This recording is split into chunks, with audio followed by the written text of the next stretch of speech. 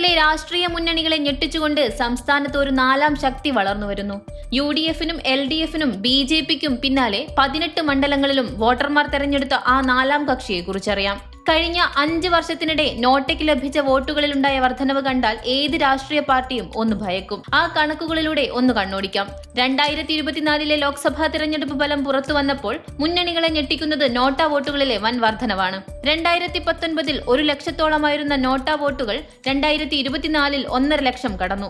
അതായത് 1,58,456 പേരാണ് അത്തവണ ആരെയും വേണ്ടെന്ന് വെച്ചത്. അതായത് ഏകദേശം 53% വർധനവ്.